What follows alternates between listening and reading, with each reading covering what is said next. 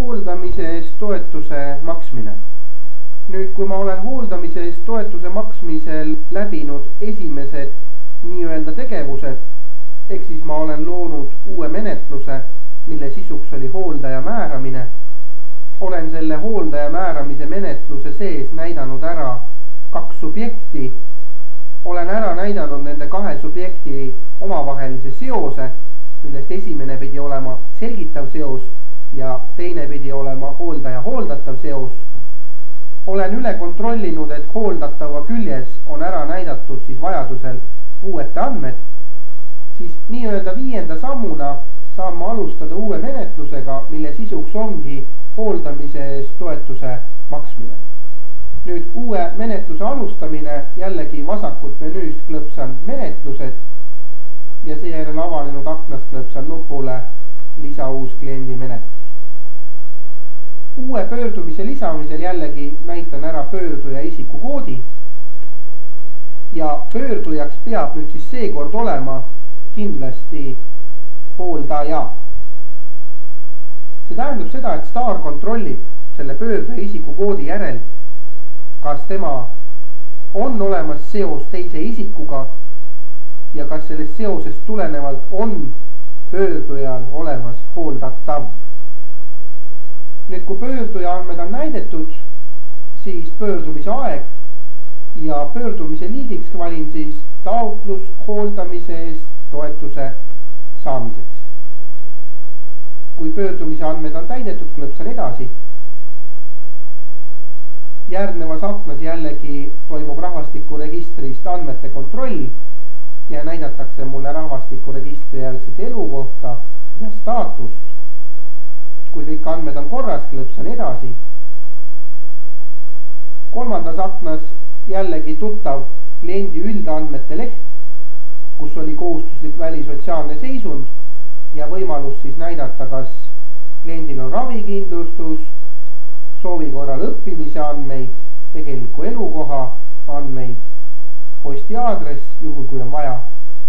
Aga kui on kliendi üldandmete lehel kõik vajalikud väljad täidetud, klõpsan nupule valmis. Järgmises aknas kuvatakse veel kord pöörduja kliendi leibkonna liikmed. Vajadusel saan neid siin eemaldada, lisada. Juhul kui kõik on korras, siis edasi liikumiseks klõpsan edasi. Ja järgmises aknas tuleb siis ära näidata pöördumise sisu, mis on juba eeltäidetud, soovi korral registreerimise lisainfo. Oluline on märkida linnukene, kas sotsiaalmaksu tasumine hooldaja eest toimub või ei toimu, siis vastavalt sellele märgin linnukese siia lahtrisse. Juhul kui hooldajal on mitu hooldatavat, saab rippmenüüst valida, kelle kohta moment või kelle hooldamise eest toetust taodeldakse. Soovi korral täpsustan sihtrühma ja kui ma olen nüüd kõik vajalikud andmed täitnud, klõpsan edasi. Ja viimases aknas jällegi tuleb siis lisada väljamakse andmed. Toetuse kogusumma on üleval, näete siin näha. See toetuse kogusumma võetakse vastavalt hooldatava puuete andmetele häälestusparameetrite alt.